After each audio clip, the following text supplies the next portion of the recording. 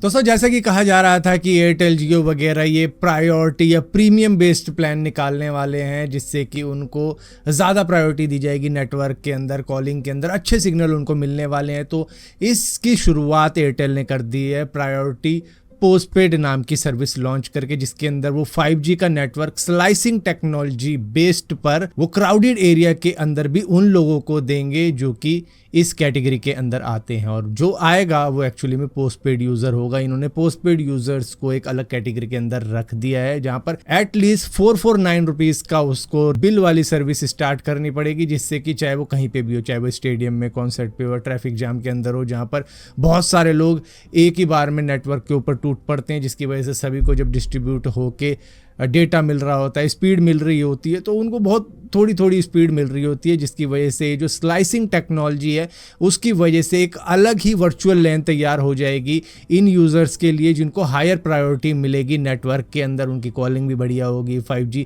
Network की speed भी बढ़िया होगी, वो वीडियो कॉल भी कर सकते हैं, अपलोडिंग भी कर सकते हैं, स्ट्रीमिंग, मतलब जो भी वो करना चाहे कर सकते हैं, और जितनी स्पीड मिलनी चाहिए उनको उतनी ही मिलेगी, क्योंकि पॉपुलेशन या क्राउड की वजह से उनके साथ में मतलब ऐसा नहीं होगा कि उनकी स्पीड डिस्ट्रीब्यूट हो जाएगी, बल्कि उनको हायर प्रायोरिटी पे हायर स्पीड मिलने वाली है। तो इसको आप एयरटेल की प्रीमियम सर्विस भी कह सकते हो, जो कि पोस्टपेड यूजर्स के लिए इन्होंने 449 रुपए में शुरू की है। दोस्तों अभी 5 ही दिन हुए थे पेट्रोल और डीजल के प्राइस बढ़े हुए, वो भी 3 रुपए बढ़े थे दोनों ही तरफ, चाहे पेट्रोल की बात करें, डीजल की बात करें। CNG के 2 बढ़े थे, उसके बाद में 48 घंटों के बाद में CNG के प्राइस बढ़ गए थे 1 रुपये, तो 3 रुपये CNG बढ़ गया था। और अब जाके खबर फिर से आ रही है कि भैया कहीं पर 80 पैसे, कहीं पर 90 पैसे करके प्राइस फिर से बढ़ा दिए गए हैं पेट्रोल डीजल के, जहां पर आप कह सकते हो कि ऑलमोस्ट 1 रुपये बढ़ चुका है। तो मतलब कि टोटल 4 रुपये के करीब में पेट्रोल का प्राइस बढ़ चुका है, डीजल का प्राइस बढ़ चुका है सिर्फ 5 दिन के अंदर अंदर। और अभी भी ये बताया जा रहा है कि ये जो ऑयल कंपनीज है वो 9 से 12 रुपए पर लीटर अभी भी लॉस में चल रही है हर दिन। मतलब अगर आपको पेट्रोल अभी भी जो मिल रहा है वो आपको कंपनी लॉस खा के दे रही है 9 से 12 रुपए, और उसकी रिकवरी भी शायद धीरे धीरे प्राइस बढ़ा के ही की जाएगी। जैसा कि मैंने कहा है कि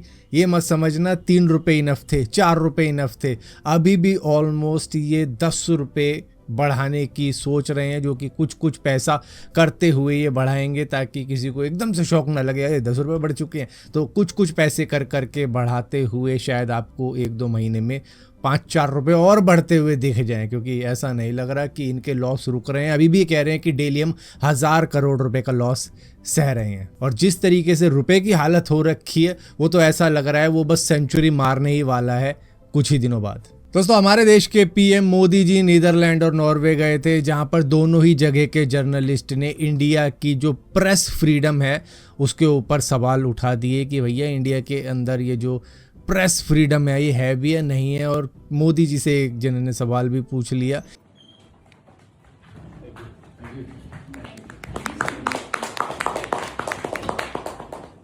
Prime Minister Modi, why don't you take some questions from the freest press in the world?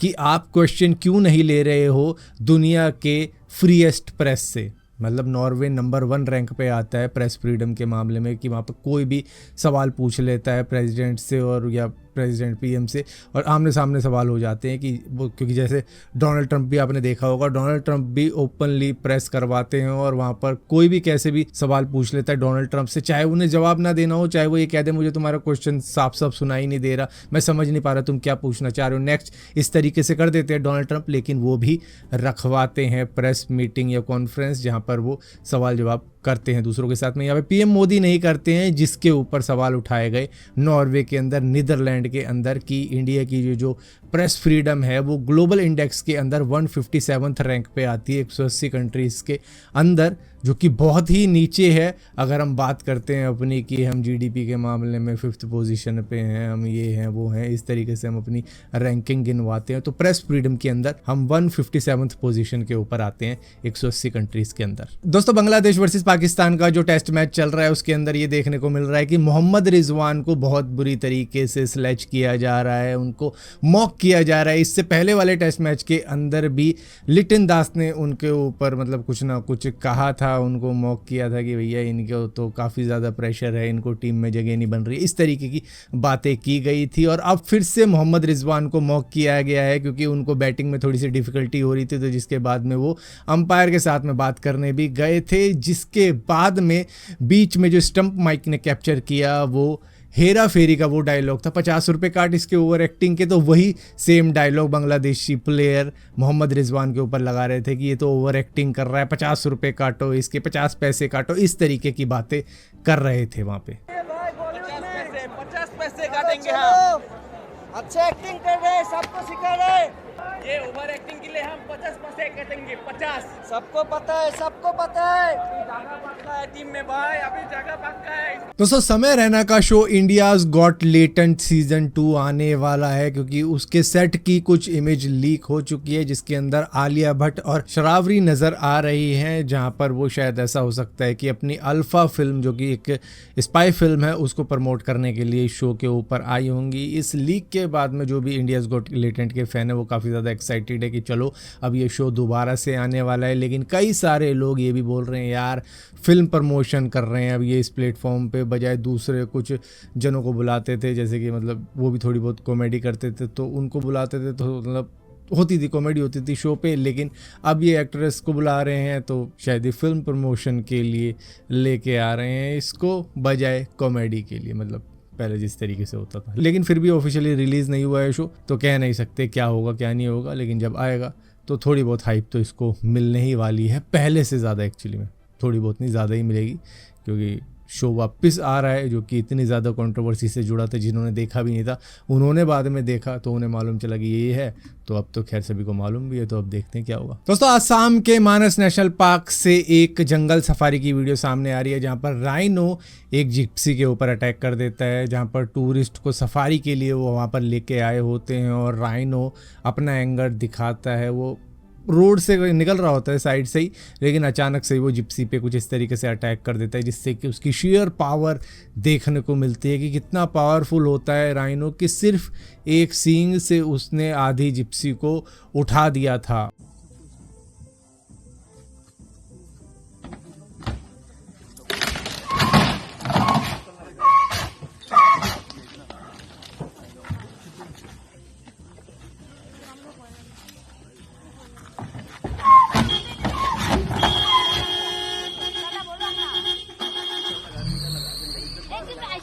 लेकिन ये इंसिडेंट पहला इंसिडेंट नहीं है, इससे पहले भी ऐसे इंसिडेंट हो चुके हैं। तो राइनो यहाँ पर अटैक कर रहा है या रिएक्ट कर रहा है कि इतने ज़्यादा लोग आ जाते हैं जंगल के अंदर, जबकि वो पूरा इलाका इन्हीं जंगली जानवरों का है, और इंसान वहाँ पर पहुँच के कहता है हम पे अटैक कर दिया, हम पे अटैक कर दिया। तुम पे अटैक नहीं किया है, तुमने घुसपैठ की है, जिसके बाद में उसने सिर्फ रिएक्ट किया है, अटैक नहीं किया।